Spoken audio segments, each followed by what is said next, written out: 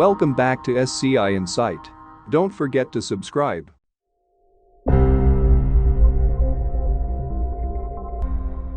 In the Paleolithic era, exchange networks were tiny, linking hundreds or at most thousands of people, most of whom lived pretty similar lifeways. In the agrarian era, they got much larger as populations grew and as the number of settlements expanded. They also got much more diverse as people began to specialize so they could bring different types of information to the exchange networks. And all of this speeded up processes of collective learning. It's not that people got smarter, it's just that there were more of them, there was more information, and over time they got better at sharing their information. Technologies of communication and transportation, once they improved, also sped up these processes. They magnified the size, the diversity, and the efficiency of networks of exchange. Improvements in technologies of communication did a lot to enhance the power of networks of information exchange. The invention of writing 5,000 years ago was particularly important because what writing did was to lock in information over many generations. Writing explains why we can still read the laws that Hammurabi issued in Babylon 4,000 years ago because he carved them in blocks of stone. More recently, the invention of paper and printing has revolutionized the storage and dissemination of information. In fact, here I am in Cheongju in South Korea, where the first book was printed using movable metal type. It was actually printed in 1377, which is 78 years before Gutenberg built his press in Europe. Improved technologies of transportation also made a huge difference. The use of horses, of oxen and camel to transport people and goods revolutionized both transportation and warfare. And they also allowed pastoral nomads to settle the steppes of Eurasia, creating a huge mobile zone that ran all the way from East Asia to the Mediterranean and allowed a huge movement of people, of ideas and of goods. Meanwhile, in Southeast Asia, new boat-building technologies and new navigational techniques allowed people to start migrating into the Pacific Ocean, until by 1,500 years ago, they had settled most of the islands of the Pacific. And finally, the great empires of Persia and China started developing road systems and courier systems, and those systems provided the most efficient ways of moving information until modern times.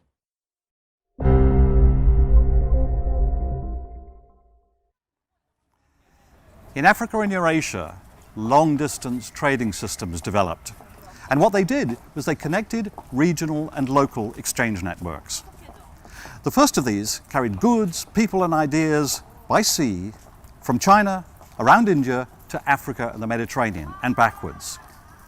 The second is known as the Silk Roads. It carried goods, people and ideas by land, connecting China, Central Asia, India, and the Mediterranean world. As a result of these networks, 2,000 years ago, silk was being traded all the way from China through Central Asia to Rome and Egypt. And at the same time, you could find Roman coins all the way from Britain to Vietnam. 1,000 years ago, wealthy Persian consumers could order specially designed porcelains in China and have them transported specially around India to Persia. In the 1400s, a Chinese imperial fleet went to Africa, picked up a giraffe, took it back to Beijing and presented it as a gift to the emperor. And in the same century, a Muslim traveller, Ibn Battuta, travelled all the way from Morocco to Central Asia to India, maybe onto China. And wherever he went, he encountered Muslims. As Ibn Battuta's experiences show, religions also travelled along these exchange networks.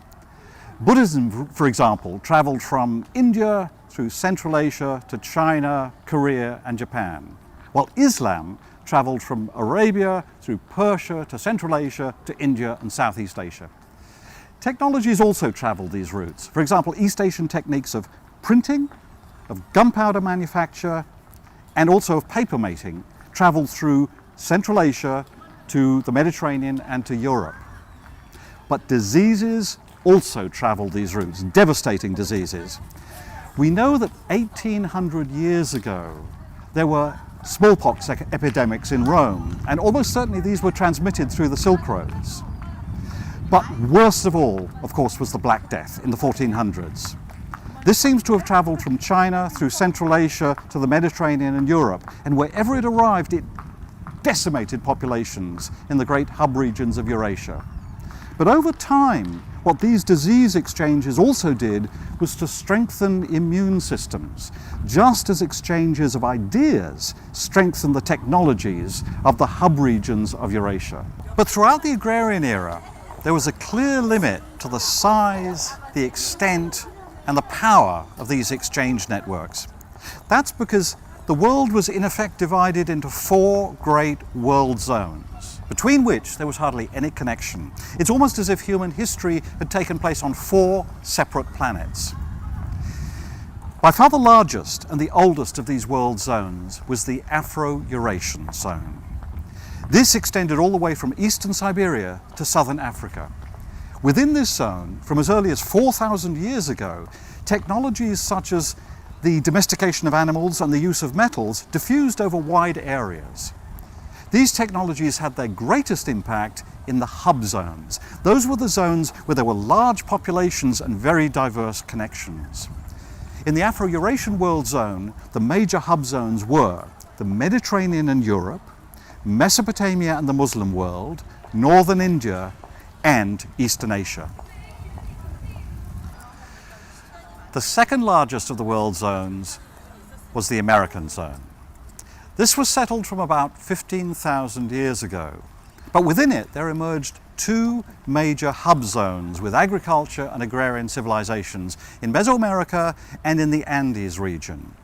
These, however, had smaller populations and much smaller and less powerful networks than in Afro-Eurasia. So fewer ideas were exchanged, fewer people, fewer technologies. The third great world zone was the Australasian zone. Here, until very recently, most people, the vast majority of people, lived as foragers, except in the highlands of Papua New Guinea, where there were farming communities. Now this meant that populations were tiny by Afro-Eurasian standards. Exchange networks carried limited amounts of information. But nevertheless, in some areas, innovations accrued, populations began to grow. And it's possible that some societies in this zone were heading, like the Natufians 10,000 years earlier, towards some form of agriculture. The final world zone was the Pacific. This was settled by mariners from Southeast Asia from about 3,500 years ago to form what was, at least geographically speaking, by far the largest of the world zones, and by far the largest exchange network. Some of the islands, such as Tonga and Hawaii, were quite large, and they had quite large societies and chiefdoms. But on the whole, the distances between islands were so vast, populations were so small, that the exchanges of information and goods and technologies were very, very limited, much, much more limited than in the Afro-Eurasian world zone.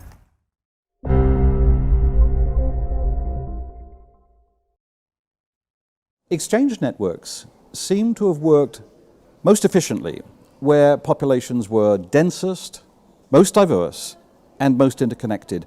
And that meant, of course, above all, in the great hub regions of the Afro-Eurasian world zone. But even here, throughout the agrarian era, innovation and growth faced significant limits.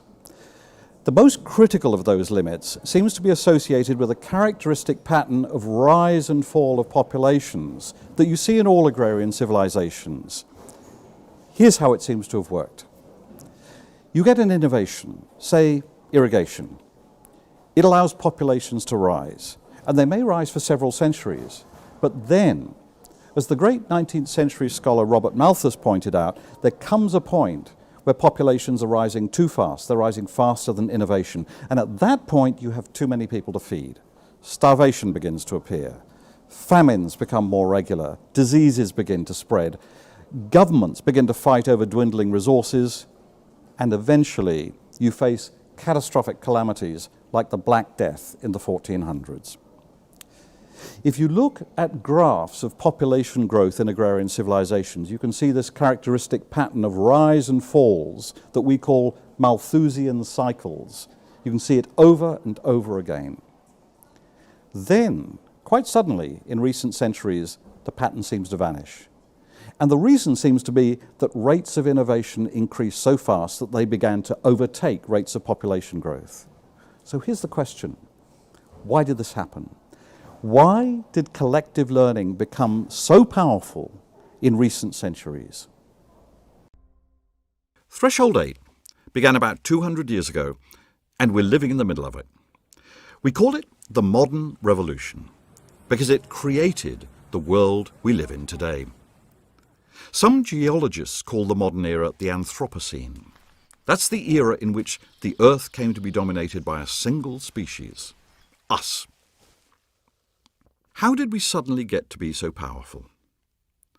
First, we became a global species. After the year 1500, human societies began to link up across the world. This created huge exchange networks in which ideas, technologies, goods, and belief systems could be shared.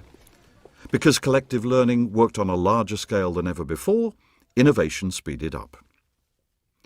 A second ingredient played a crucial role, our discovery of new sources of energy. The fossil fuels, coal, oil, and natural gas, came from fossilized plants and organisms that had stored the energy from sunlight over hundreds of millions of years. Humans learned how to use that energy to power engines of all kinds. Eventually, we learned how to extract energy from nuclear reactions, like those that drive the sun.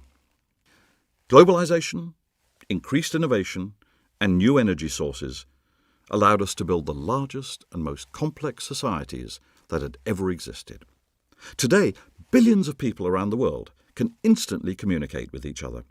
With abundant energy, a vast range of new materials from plastics to semiconductors, and an astonishing number of new machines, many humans live better than ever before. However, all of this new complexity has consequences.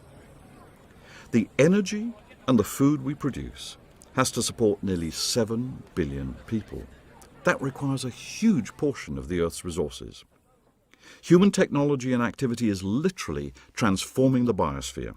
We may be powerful, but are we really in charge of our power? What lies ahead for our own species and for the biosphere as a whole?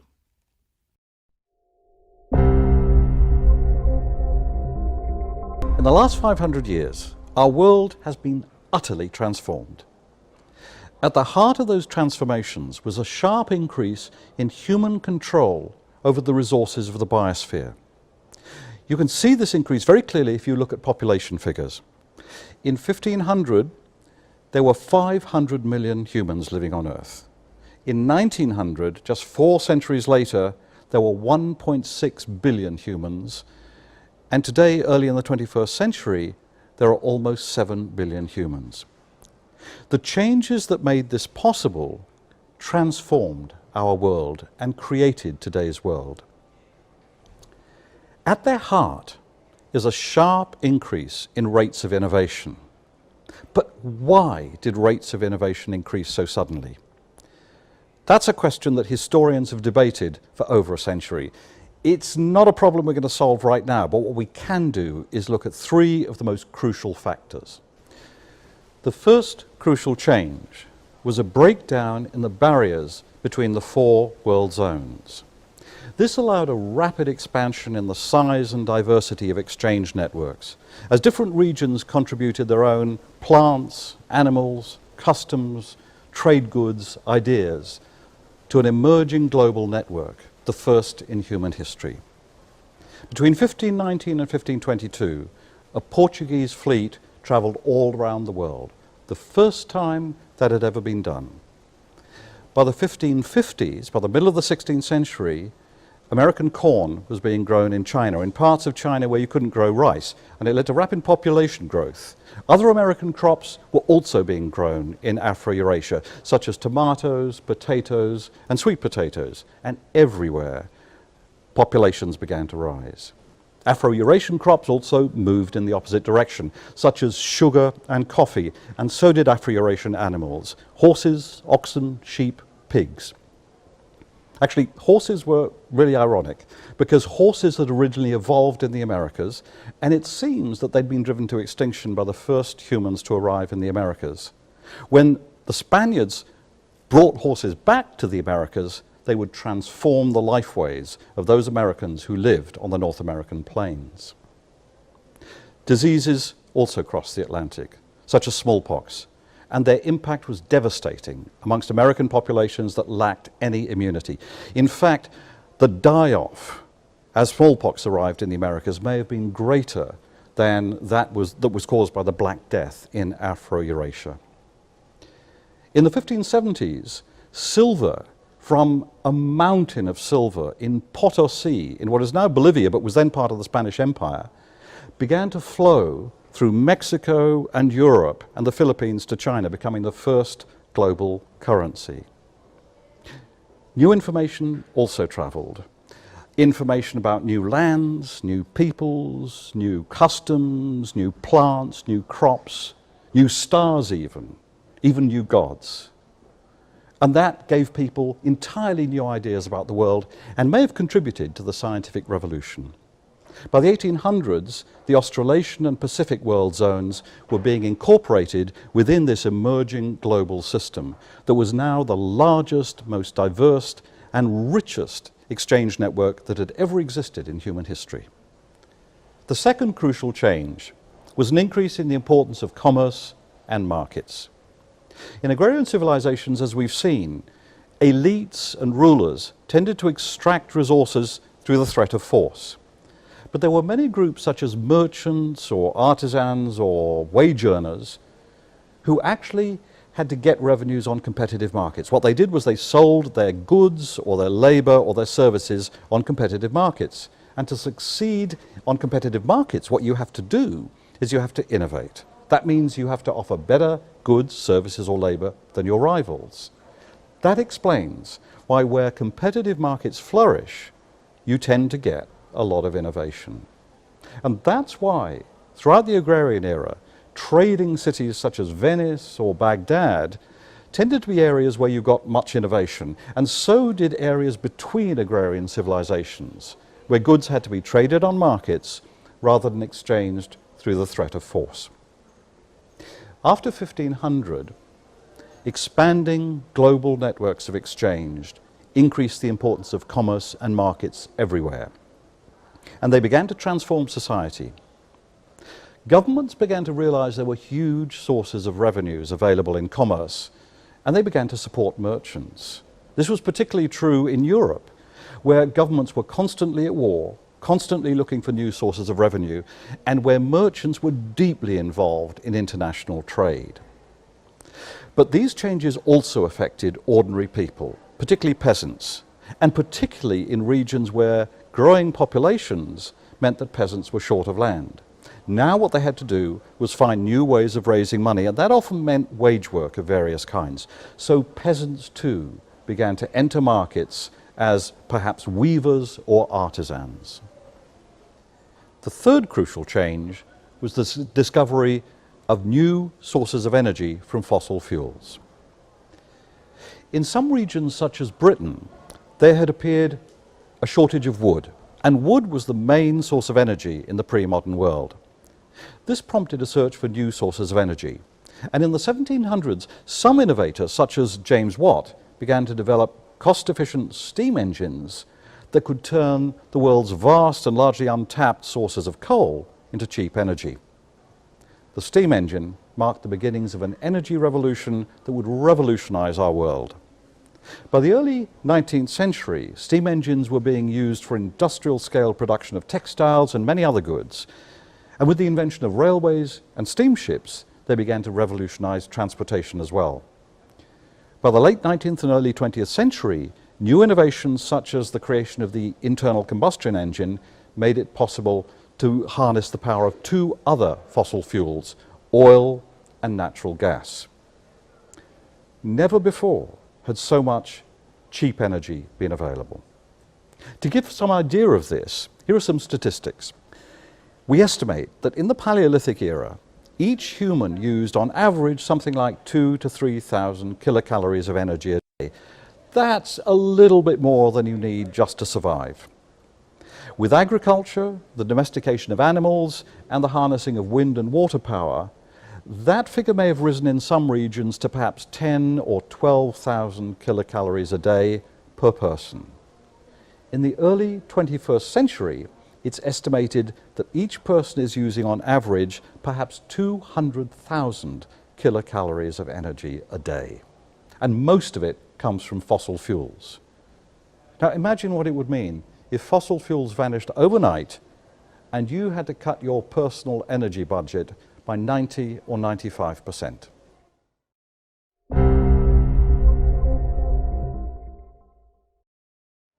By the early 19th century, these three factors, the creation of the first global networks of exchange, the expansion in the importance of commerce and markets, and the discovery of fossil fuels, began to transform societies in some parts of the world.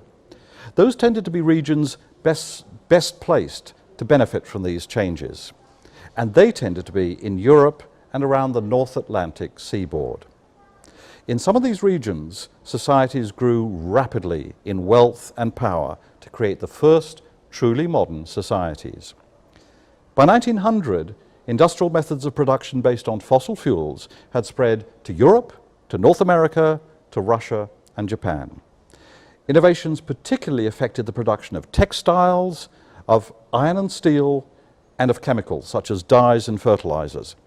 They also transformed communications and transportation with the creation of railways, of steamships, of the telegraph, of the telephone, and of the radio, and also the introduction of commercial scientific laboratories. All of these processes exchanged or accelerated the exchange of people, of goods, and of ideas. These factors also transformed governments. As governments began to face new managerial challenges in a world increasingly dominated by commerce and markets, no longer was it possible for governments simply to skim off resources from peasants through the threat of force. Now, as increasing numbers of their citizens became wage earners, they had to become managers of markets. During the French and American revolutions, governments began to develop entirely new types of partnerships with their citizens through the creation of elections and the introduction sometimes of compulsory military service. They also began to provide new services such as mass education or banking. All in all, governments became more powerful, more complex, more market-oriented, and much, much wealthier. The Industrial Revolution transformed the international balance of wealth and power. It shifted it right away from the old hub regions of the agrarian era, the Mediterranean, Mesopotamia, India, and East Asia. And it shifted it towards a new hub zone whose center was the North Atlantic region. Other beneficiaries included European settler societies such as the Americas, South Africa, and Australasia. By the late 19th century, early industrializing societies, including Britain, the USA, France, Germany, and then Russia and Japan, began to use their growing wealth and modern military technologies, such as ironclad gunships and machine guns, to build powerful armies and eventually to create empires. The newly industrializing societies conquered the old superpowers of India and China. By 1900, India was ruled by Britain, and the Chinese economy was dominated by a consortium of industrialized powers. The Middle East, Southeast Asia, and Africa were also carved up into colonies. By now it was clear that industrialization meant power. So by 1900, the world seemed to be divided into two regions: a smaller, industrial, wealthy, and extremely powerful region, and a much larger, weaker, unindustrialized, and much poorer region. It began to seem as if the main changes of recent centuries, or the main result of those changes, was to create two regions, to benefit one region at the expense of another, to create a rich region and a poor region. What new forms of complexity will appear at threshold 9? Of course, we don't know. Threshold 9 will include some things that have never been seen before, with entirely new qualities, just like every other threshold. We know for certain that thresholds 1 to 4 have been crossed throughout the universe. But is it possible that other thresholds may also have been crossed elsewhere? Many astrobiologists argue that life may have been created on billions of other planets. This is because the Goldilocks conditions for threshold 5 are actually relatively common, particularly on rocky planets orbiting at the right distance from their home stars. And once life starts evolving, it's a pretty good guess that it will eventually form large, multicellular organisms. Some will probably evolve brains and perhaps even improved forms of language, and maybe even the ability to learn collectively. If these speculations are right, there may have been billions of planets with creatures capable of collective learning, and some may have already crossed threshold 9. Let's imagine what this threshold could be.